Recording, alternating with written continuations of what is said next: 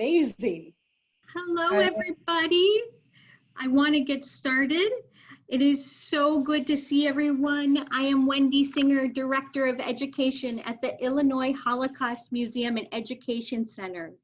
On behalf of our CEO, Susan Abrams, Board of Directors, volunteers, and staff, we would like to thank you for registering for this very special book and author program, The Choice, Embrace the Possible, a conversation with Dr. Edith Eger. 11 years ago, the Illinois Holocaust Museum and Education Center was built from the ground up from local survivors. The museum is dedicated to preserving the legacy of the Holocaust by honoring the memories of those who were lost and teaching universal lessons that combat hatred, prejudice, and indifference. And today we have one of those incredible programs. During this pandemic, we have all experienced moments of anxiety, fear, sadness, and loneliness. In this rare online appearance, Auschwitz survivor, national speaker, renowned clinical psychologist, acclaimed author of the New York Times bestseller, The Choice, Embrace the Possible, Dr. Eger will be here to share her book's profound message of freedom from self-imposed limitations and how we can make a choice to move from recovery to discovery and beyond. A native of Hungary, Edith Eger was just 16 years old in 1944 when she experienced one of the worst evils of the human race has ever known. As a Jew living in Nazi-occupied Eastern Europe, she and her family were sent to Auschwitz. Her parents lost their lives there. She and her sister survived, even though they were subjected to horrible treatment by Dr. Mengele, and survived the death march from Poland to Austria. In May 1945, when the American Army liberated the Gunskirchen camp, Edith was near death. A young American soldier noticed her hand moving slightly amongst a number of dead bodies. He quickly summoned medical help and brought her and her sister back from the brink of death. After the war, Edith moved from Czechoslovakia, where she met the man she would marry. In 1949, they moved to the US. In 1969, she received her degree in psychology from the University of Texas, El Paso. She then pursued her doctoral internship at the William Beaumont Army Medical Center at Fort Bliss, Texas. She has spent much of her professional time working with members of the military, helping them to live productive lives and heal from PTSD. Dr. Eger has always found ways to use her personal experiences to inspire, to educate, and help others. She continues to work with patients from many walks of life in her practice to this day in La Jolla, California. In the fall of 2017, at the age of 90, her memoir that we're talking about today was published. Her book has won so many awards and so many accolades, including the Christopher Award.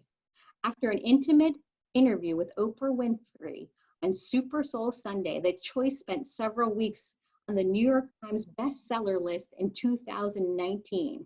And I'm excited to let you know that she is working on her next book. We can't wait to read it, called The Gift.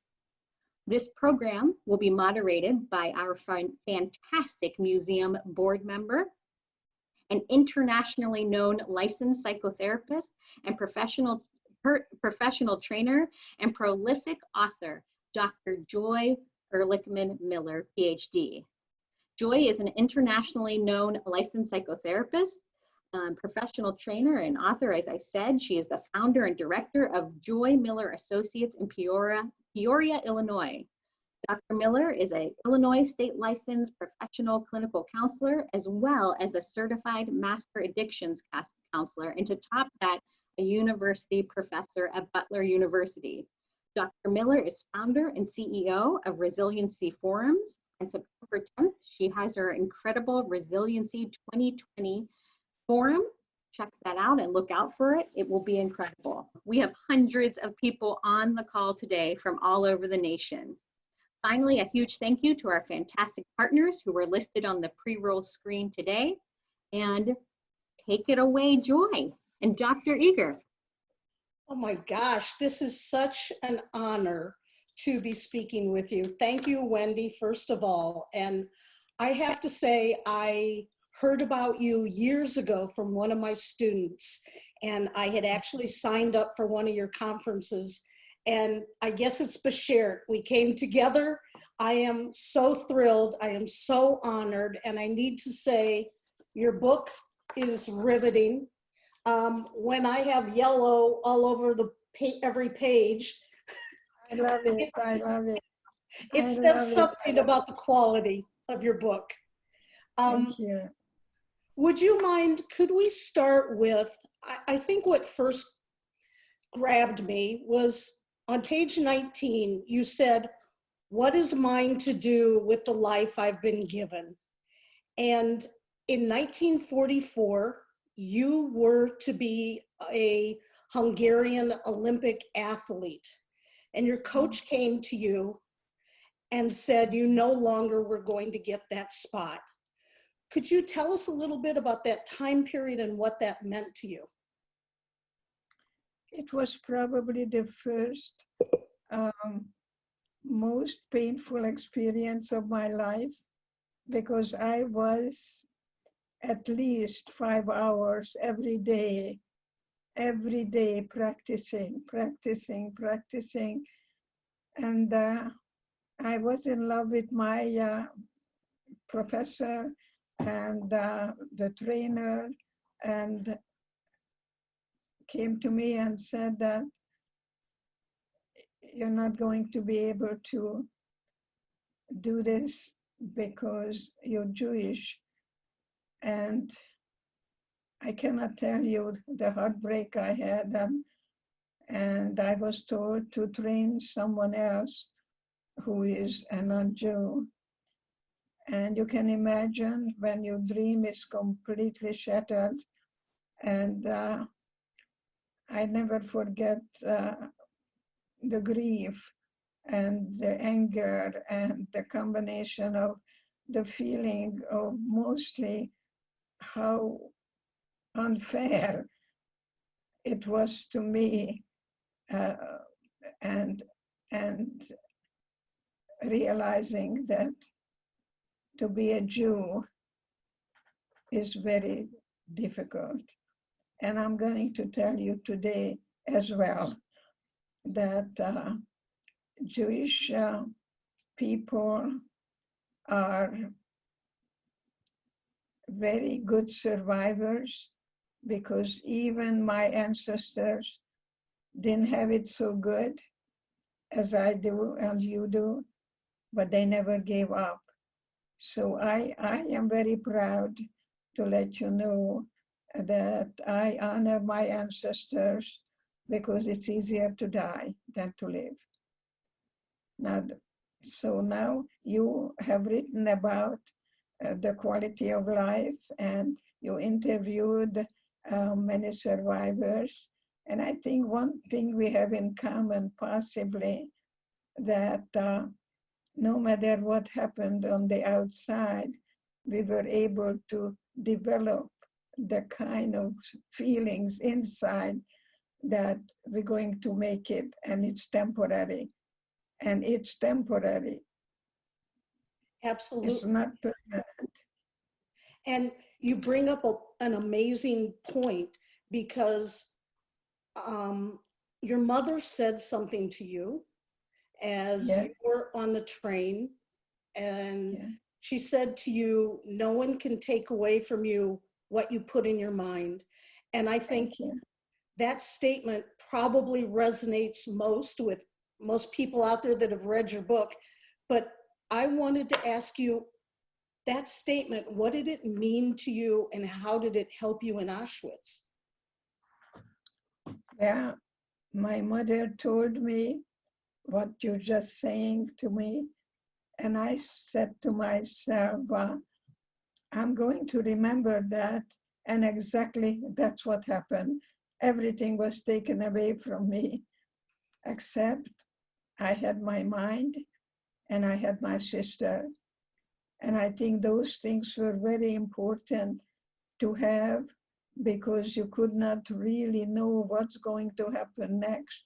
When we were standing in line, we don't know where we're going to end up. When we took a shower, we didn't know whether gas or water is going to come out.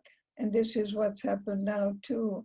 People are feeling so hopeless because we don't know what's going to happen tomorrow. So my mother was completely correct. And that's exactly what happened to me. And my mother died in a gas chamber. We were in Auschwitz sometime in the middle of May. It's documented at the Red Cross. And so here I am, thank God. It was meant to be that you and I are colleagues, and we have to really be good role models to people, and that we do everything in our power so that will never ever happen to us, to our children, grandchildren, and great-grandchildren. And I appreciate the fact that you're bringing it also to what's happening today in our world. And that holistic kind of view is so, so important. And I also noticed in your work, you have this ability to reframe. I guess as a clinician, I'll use that word. Yes. And I would use the example with your sister when they cut her hair. And you write about how her beauty, her attractiveness was important to her. And when you saw her with no hair and she asked you how she looked, you reframed in an interesting way. And I was wondering if you would share that. Thank you so much. See, Magda was the pretty one in my family. And my middle sister was a child prodigy, and she was the superstar. And I was the runt because my parents really wanted to have a boy. And I remember one day my mom looked at me and said, "I'm so glad you have brains because you have no looks." And so I think it's very important to see the messages that we carry with us. And thank God I became a very highly educated, erudite teenager, studying the interpretation of dreams by Freud, having my own book club. And so I think everything has a gift in it. And I'm certainly not angry at my mom, but I think we get the labels many times in our family.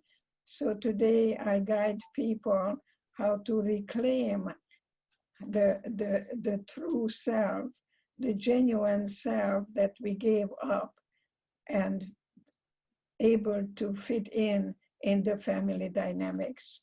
So I studied the whole family dynamics, and when my sister asked me, how do I look? I had a choice, as we have a choice now, and you have a choice now, whether you pay attention to what you lost or find something that is that person still want to celebrate. And instead of telling her the way she looked, I said, "Magda, you have beautiful eyes, and I didn't see it when you had your hair all over the place." She still remembers that. My sister still remembers. So I ask people, before you say anything, ask yourself, is it kind? Is it really very important for me to say that? And I practice that all the time, especially with my children, and especially with my grandchildren, that I want to be remembered to be a kind, loving, caring grandma, to be remembered that I don't have time to hate, and I don't have time to label anyone. I love to acknowledge that love is the answer. We're born with love, we're born with joy, and we learn to hate and we learn to judge. And so I think it's important to find the Hitler in every one of us. You know, it's interesting, you just went through about 5 of the questions I had written down to ask you. So let me start with, you come from a place of choice, but you talk about never wanting to be a victim or having that mentality. Would you tell us more about that? Yes, I'm going to also, when you said to me, refrain, I was lecturing, and I'm not going to tell you where, and but this young person told me that his mother is 71 years old, and her mother died, and she's still very, very angry. And so he said to me, I know you can't do anything. My mother had all the medications, but would you be so kind and see my mother? And I said, sure, send her over. I stayed in a very, very wonderful hotel. And so I saw the mother, and I asked her, where is your mother buried? And she said, in the cemetery. And I only had 1 hour, and it's in the book. It's the Hungarian way. I was asking her to tell me where mother is buried, and she told me where. And I said to her, talking about refraining, very seriously, I looked at her. I didn't hypnotize, nothing. I said, your mother needs you. And she looked at me, and I said very seriously, especially moms don't know how to rest in peace, knowing that their daughter may not have a full life. So I want you to go to that place. I want you to take your shoes off, and I want you to make contact with your mother so she can rest in peace. Oh, beautiful. And did you? 1 hour, 1 hour. That's one of my most successful way. And so today I am just very important to acknowledge that I am not a victim. It's not my identity. It's not who I am. It's what was done to me. So I never forget what happened. I don't know the word, what it means to overcome, because I'm reminded all the time, especially when I am going to a neighborhood and people are building homes and they have a barbed wire there. I even experienced that at Costco. I saw the barbed wires, and in a way I welcome that, because it makes me appreciate much more that what I have control of is the present. I live in the present. I can only touch you now. That was the most remarkable statement ever. I mean, it brings tears to my eyes, and it's so prophetic. And I just, the way you look at life, you don't survive it. You're thriving. And I wondered, how, tell us how, because you are so different than everyone else. I just really am so grateful for every moment. And I do ask myself, how can I maybe just really be grateful to God that I was shared to be here, to be a guide to others, to find the part within them, what I discovered in Auschwitz. And I looked at the guard, that they were more in prison than I was. And I think my loving God guided me from hatred to pity. I felt sorry for the guards, that they throwing children in a gas chamber without even gassing them. And somehow today I ask people to see what they're saying to themselves in the morning and acknowledge that maybe the whole life is just one day. So I appreciate every moment I was given and see to it that and then I do my calling, that I am able to commit myself to do everything I can, at least especially to the young people, because they are the future. They are the ambassadors for peace and goodwill. And I wonder, I listen to you and I hear Viktor Frankl. And you knew It's a Dr. female Frankl. voice. Yes, I am part of the conspiracy of silence. When I came to America, I just wanted to be you. I wanted to be a Yankee Doodle dandy. I didn't want to speak English with a Hungarian accent. And so I went completely underground. So that's why I am asking people, my daughter calls it Edism, that the opposite of depression is expression, that what comes out of your body doesn't make you ill. What stays in there does. Yes. So that's why I don't think we appreciate sometimes what we have until we lose it. So, And I miss my mom. no, did you actually meet Dr. Frankl? Well, what happened? I was at the university and someone gave me this book. And you see, I didn't tell anybody I was in Auschwitz because I didn't want people to feel sorry for me. I didn't do really justice to my children.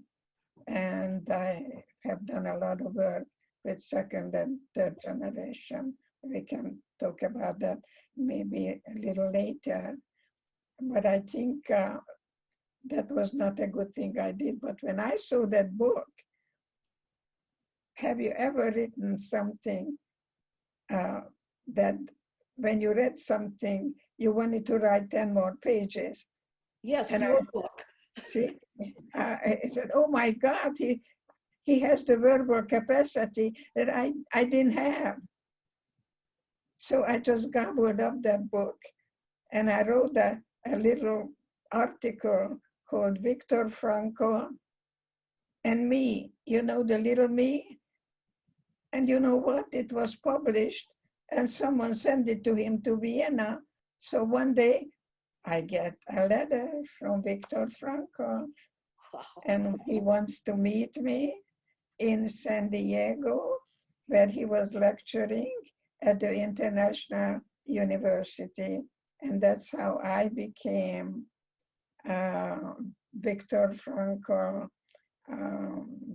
was my mentor, changed my life completely. And I did the keynote address for his 90th birthday, and I became a diplomate in logotherapy. Yes, my book is a female voice of Viktor Frankl. Without him, I wouldn't be the way I am today. I'm able to use his words, but Philip Zimbardo, I lectured quite a bit at Stanford, kept nudging me and saying that all the Holocaust survivors who are famous are men. And Viktor Frankl, and of course, Elie Wiesel. And he said, you need a female voice. So my book is the female voice of Viktor Frankl. And that resonates with me since that was my dissertation topic, looking at females coping. So let me go back a minute, because you did something that was maybe unheard of, or people wouldn't imagine you doing this, but you went back to Auschwitz. Yes. And I wonder if you could just expound upon that a little bit, because that was very risky. Very risky. and I was in therapy, and I told my therapist to put me in a fetal position and not allow me to get up because I had real problems with anger. And then I began to work with 2 paraplegics. You know, I was one of the people who began the PTSD program. And I don't think it's a disorder. You know, they come home from the war and all of a sudden we start pathologizing. See, it's grief, and grief is not clinical depression. So I worked with these 2 paraplegics. It's in my TED talk. And one of them was like in a fetal position, why me? And cursing God, country. And conversely, the other one said to me, it was amazing. He said to me, you know, Doc, I am in a wheelchair. I am so lucky because I can see my children's eyes much closer. I can see the flowers. And here I am wearing a white coat, and it says Dr. Eger, the Department of Psychiatry, and I am feeling like a biggest imposter. Because I thought the more schooling I have, the more I become a diplomat in this and that, then I will deserve to live. And that's when I realized that I cannot take them further than I have gone myself. Yes. And that's when I decided to go back to Auschwitz. And I asked Magda to come with me, and I begged her that we lost our family and I never went to a funeral. And she told me that I am a masochist, and she also told me I'm an idiot. So we went through the same experience, but entirely different responses. There is a difference between reacting or responding. Wow. And she still has, Yes. or had revenge and wanted revenge. I don't hear that from you. No, I don't think revenge gives you, it may give you very permanent little Temporary, satisfaction. temporary. Satisfaction, she's correcting me. And that's true, it's very temporary. And so I believe that it's very necessary to be able to acknowledge that revenge is a temporary, so it doesn't give you the ultimate feeling of freedom. So you actually give yourself a gift. Mm-hmm. You give yourself a gift to have joy and passion in life. And that's what I am all about, to go back to Auschwitz, go back to that lion's den, to be able to reclaim my innocence, assign the shame and guilt to the perpetrator, because there is no forgiveness without rage. Mm-hmm. As long as you don't camp there, that as long as you go through the valley of the shadow of death. And that's why I'm saying I don't have any godly power, but I have the power to give myself a gift, to be able to have a full life, to have love, to have joy, and most of all, a lot of passion in life. Boy, and you can feel the passion. So I'm curious, passion, yeah. what in this moment, what gives you purpose right now, and what do you still want to do with your life? I think the second book was written because people asked me how they liked the choice, but they wanted something more practical. But I'm not stopping there, because the third book is with my daughter, and it's about recipes. Recipes. Because life is about cooking, and the ingredients is that you put, if you put joy and passion and love, you're going to have very different results. When you put in the pudding paprika, it's not going to taste very good. Or when you put garlic and chocolate, they don't go together. So I think it's very important for me, while I'm still alive, to do everything in my power to see to it that the parents didn't die in vain. I owe it to my parents. I consider it my duty, whether I like it or not. I could stay home, I could read romance novels and eat bonbons. I could do all that. And you know what? For me to do my calling gives me purpose and meaning in my life. After 2 girls, I had a beautiful son, and my husband was very happy that finally we're gonna carry Rabbi Akiva Eger. But my son didn't develop like my 2 girls did. He didn't sit up, he didn't walk. And at the age of 1960, when he was 4 years old, I was told to be prepared that my son is going to go to the school for retarded. We don't use that anymore, thank God. So where do I go for a second opinion? I said, this is a country of second opinion. And I ended up with Dr. Clark at Johns Hopkins in Baltimore, Maryland. And he took my son, and a week later, he told me, your son looks retarded, but he's not. And he's gonna be what you make of him. And I'm shaking and shaking. And he said he's gonna need speech therapy, occupational therapy, and told me to go to the cerebral palsy clinic. And how much do I owe you? He said $10. And I want you to know that I dropped out of school. I took my son and did everything I was told to do.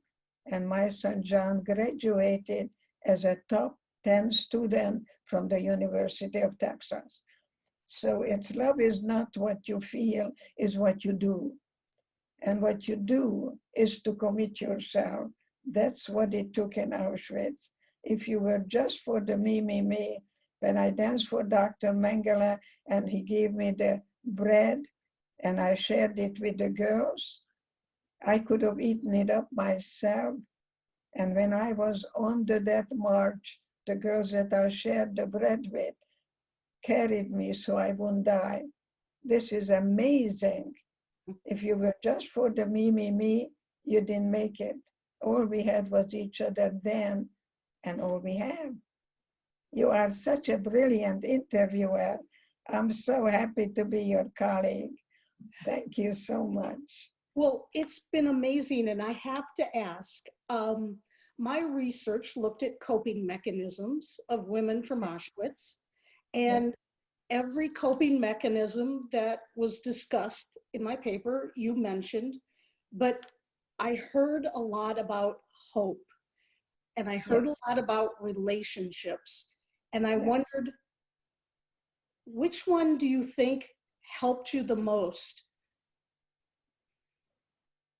And maybe it was something else.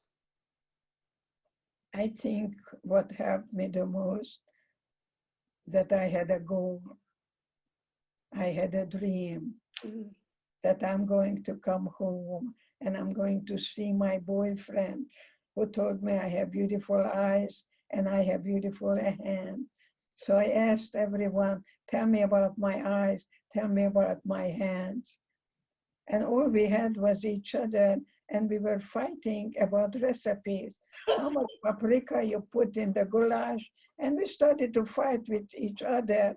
How many caraway seeds I put in the Hungarian goulash? And, you know, we also had a boob contest.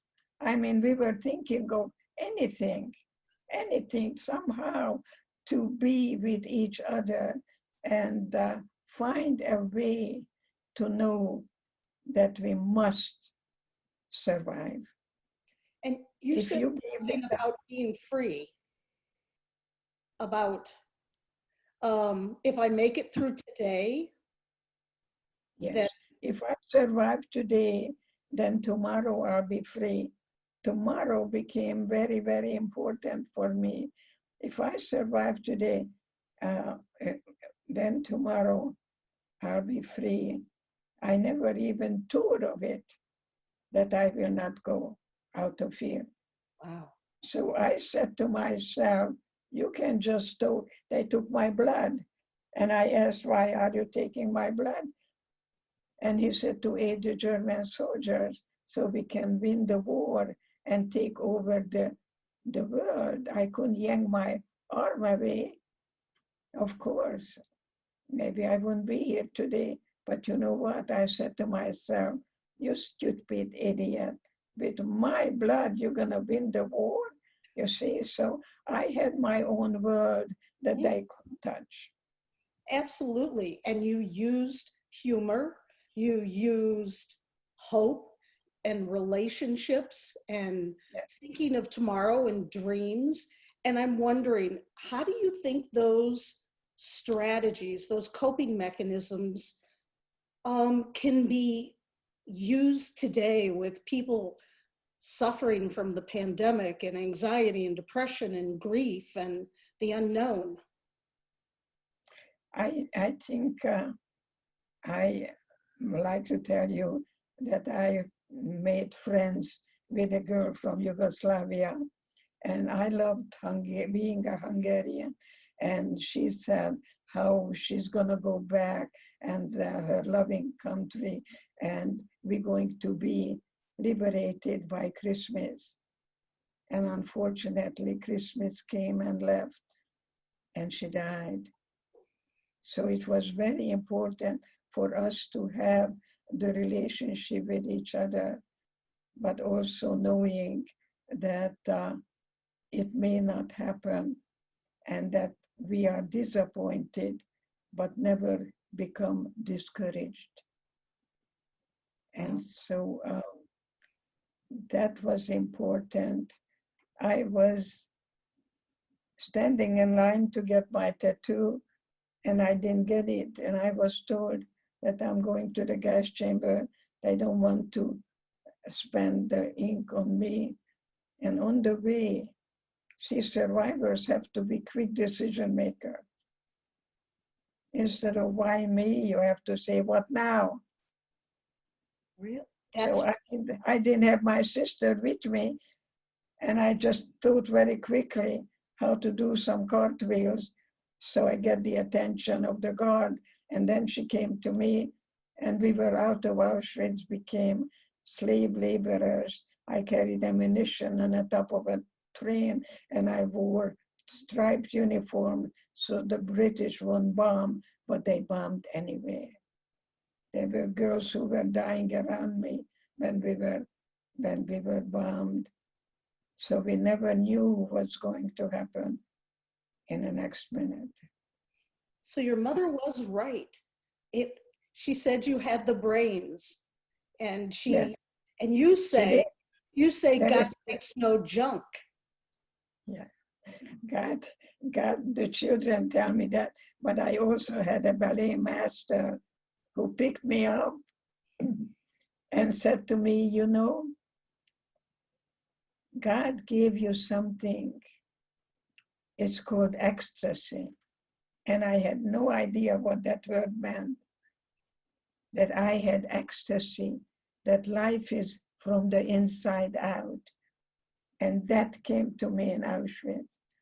When nothing came from the outside, I still had my spirit that they couldn't touch, and they could never murder my spirit. That's what I bring you today. And that needs to be in your next book for sure. And I am astounded by your words. And I think it's important to note you're still practicing, aren't you, as a psychologist? I don't believe in retirement. I want to retire retirement. I'm better now. I feel younger now than I did 50 years ago. That's, the chronological age is going to happen anyway. So I hope to dance and talk about the dance of life. And some people just are revolving rather than evolving. My daughter calls it Edism. So are you revolving or are you evolving? Because I like to talk about the butterfly and the metamorphosis that you have to shed the chrysalis so you can fly freely like a butterfly. So the best thing you can do is be a good parent to you, because self-love is self-care. It's not narcissistic. I hope you love yourself. I know you do. I know you do, and I welcome you as my colleague. You're brilliantly, really interviewing me. I could go hours and hours, at least 3 days we could talk. We could talk for at least 3 days, but I have to know for one of the last questions, what do you want people to remember about this hour with you? I like to ask people to remember that there'll never be another you. And yes, young people tell me, God doesn't make junk. You're beautiful, just the way you are. Yeah, you know, I could have a lot of face done. I see my wrinkles, but I don't want to be put under because I'm afraid that it's going to touch my brain. I think brain power is the best power. And I like people to read the karate man or karate boy to talk about that the best power is brain power. So keep thinking and keep maybe writing your bestseller. Because I always told people I have nothing to say. I have nothing to say. You know what? You have a lot to say. And the best thing I have in my life, that my book is in a living room of my children, my grandchildren, and my great-grandchildren. That's the biggest gift you can give. So start writing your book. Well, and I have to say your book was also chosen by Bill Gates as one of the must-read books. Yes, number one. And I hope I get to meet him in person. I understand that his wife read the book and gave it to him. And I'm just so grateful that I can hopefully talk to people to take stock of their lives, because that morning sunshine will not come back. And so how they can give to the world something unique, something one of a kind, that they will never have any regrets. And life is about suffering, but the suffering makes you stronger inside. So there has to be a little rain with the sunshine. You got it. And there are the genes that I cannot change. There is the environment. And yet I'm taking the third, the way I respond to the other two. Absolutely. I cannot change your genes. There is the environment. And yet there is hope in hopelessness. I never, ever give up. I did give up after I was liberated. I was in a hospital. I was in a cast. And I realized when I got up that my parents are not coming back. The reality hit me, and I really wanted to die. I was very suicidal. And then I realized if I die, I'll be a coward. So thank God I am a member of the healing arts profession. And my name is Dr. Edith Eger. And so I want to be used up. I can feel your passion. You are the most amazing woman. I can't thank you enough for your wisdom, for your words, for everything that you've shared with all of us. And I know there's a bunch of questions here, so I'm going to turn it over to Wendy. Well, thank you, Dr. Miller, and thank you, Dr. Eger. And just as you could sit here and listen to Joy's questions for hours, we could sit here and listen to your answers for hours. And I cannot tell you how many comments I've gotten that have said your book and you have changed people's lives. And I hope it's so wonderful to meet somebody like you who has made a ripple effect of good on the universe for generations to come. And what an honor. I'm fired up to be here with you. So we're going to ask a couple questions. I know we don't have time for everyone's, but I'm trying to clump things together and get as many possible. We have a lot of second generation people and third generation survivor families in our audience. And there are a lot of questions about how your experience affected your children and your grandchildren. And the second part is how your work might have changed what choices you talk about with survivor children. I spoke to survivors' children. Actually, I actually speak what I lived. And what I find that survivors' children are parentized.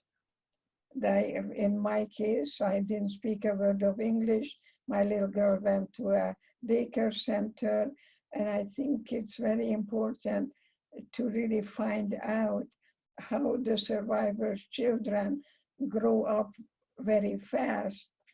And I remember also that my little girl told me one day that we have to buy a turkey, and because Thanksgiving is coming up, and I didn't know what to do and how to tell my daughter that I don't have any money to buy a turkey. But I never told that. And when I worked in a factory doing piecework in 1949 downtown in Baltimore, Maryland on Pratt Street, and I went to the grocery store and I saw the turkeys and the ducks, and then finally found the smallest chicken. So I went to the guy, and I remember 25 cents and 4 pennies.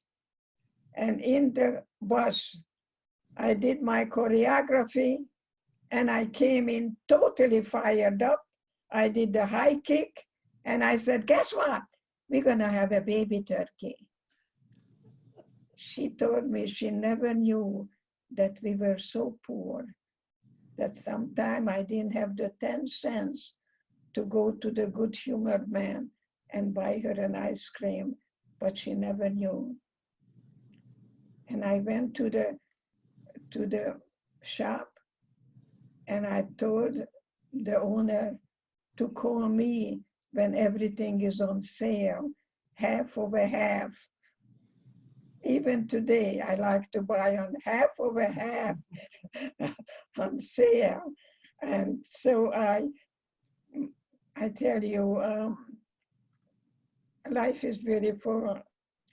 I never really want to have anyone living a kind of a life that they are going to be unhappy on their deathbed. I think life can be celebrated every moment. We have that choice. Thank you, Dr. Eger. We have a few people, a handful of people who are asking, what is your next book about? Because we can't wait. You're going to sell out.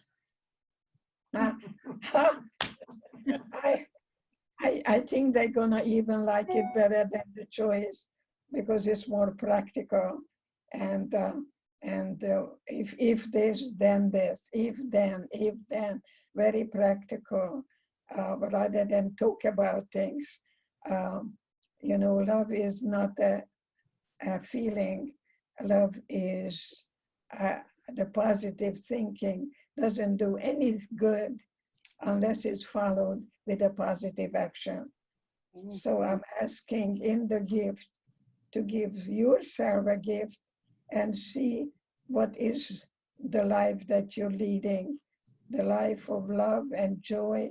And you create, especially we women, we create the environment that the home is not a battleground, that we can be angry and we can feel any feelings without the fear of being judged.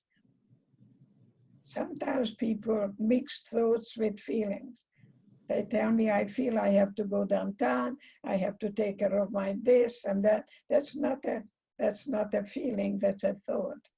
So I think it's very important to think about your thinking and then pay attention what you're paying attention to. Because any behavior you pay attention, you reinforce that behavior. So just remember, if you like to lose weight, and you tell me how you're pigging out on banana splits and God knows what, you're never gonna do that. Self-hate will not give them to you. But if you tell me that tomorrow morning I'm not going to put sugar in my cappuccino or something that no positive thinking does anything unless it's followed with a positive action. So that's why I'm asking you to look at this as time out with me. And I'm your midwife in your spirit, that you become your best encourager. Yes, I am. Yes, I can. Yes, I will. Rather than I don't like this, I don't want that. And it's just really be a realist, but not an idealist. Because when the idealists come and they don't find exactly what they're looking for, you're going to find cynicism and sarcasm. And there are people who just have to be right. So if you are at a dinner party and somebody tells the joke, that person doesn't listen to the joke. They just can't wait until they can top that joke over there because they have to be right. And so I'm right, but I'm only right for Edith. I cannot be right for you. I'm just asking you that the worst condition can bring out the best in us. And that's what happened to me. And that's what I let you know, that I don't run away from feelings. Any feelings that come up, I just sit down and invite that feeling. But then I decide how long will I hold on to that feeling, because you can't let go of something unless you replace it with something else. So what are you holding on to? Do you have the need for approval of other people? Give it up. It's okay. It's okay. No one can reject you but you. See? So give up the need for approval would be number one, I highly recommend. And you know what else? What's that? Give up the need to please everybody. It's okay. It's okay. You don't have to be loved by everyone. Just find that you in yourself. And one of the things is also very important, not to be a perfectionist.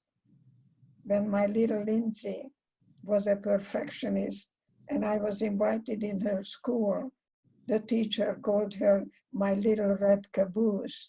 And I don't like labels at all. And my little Lindsay was a perfectionist. She was erasing things 10 million times. And she was ready to leave that class where the IQ started at 145. And I had the first time I told her about Auschwitz, and not to allow the teacher label her. And she did go back to that school. And when it came to apply to colleges, you have to write your autobiography. And guess what her title was? When the caboose became an engine. And she graduated with honors at Princeton. She got a PhD at UCLA. and she is a professor of psychology now, studying children and mathematics. So you see, not to allow other people to define who you are. I beg young people not to give up that, because people, they feel stupid, they're gonna call you stupid. Of course, Joy knows that how people project, and it has nothing to do with me, not to take things personally. Just say thank you for your opinion. Never deny someone else's truth. So if someone tells me that green crocodiles are walking on that wall, I say, tell me about it. Because love is time, T-I-M-E, time. So don't ask how are you, and don't say why don't you. I used to ask my patients, how are you? And they would say, fine, fine. So next time I said to my patient, geez, good to see you. I missed you. A very different way that I created, where she could feel any feelings with me, and no way I would ever judge a feeling. So I hope that you can give yourself permission. That's a very, very, very good thing to do, to feel any feeling and never judge that feeling. Thank you, Dr. Eger. Do you have any openings in your practice? Because I'd like to sign up. Thank you. Thank you so much. Thank you so much. Oh my goodness, Oh, yeah. we could listen to you all day, and we are so sad, but our hour has come to a close. But I want to tell everyone out there that if you're like me, you're going to want to listen to this again. And a thank you note will come out in your email. Look out for it, and a recording will be attached, and it will be posted for everyone to see and watch over and over. I want to thank everyone for joining us today. And if you could take a moment and fill out the survey that my colleague put in the chat, wonderful. If you don't have time right now, it will come in a follow-up email.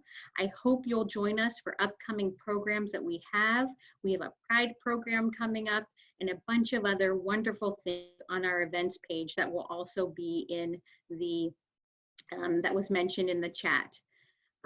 Dr. Eger, Dr. Miller, thank you for this incredible experience. I am going to cherish it for the rest of my life, and I cannot wait to get your book and read it before it sells out. We will see you all again soon, hopefully in person even sooner. God bless you. Thank you so much for volunteering and committing yourself to that museum, and keep thinking how it's going to thrive and grow, and people can come and learn more about their ancestors as well. Thank you so much, and thank you, Joy. I hope you and I will meet and hug very soon and exchange philosophies. I love you very much. God bless you. Thank you. Good night, everyone.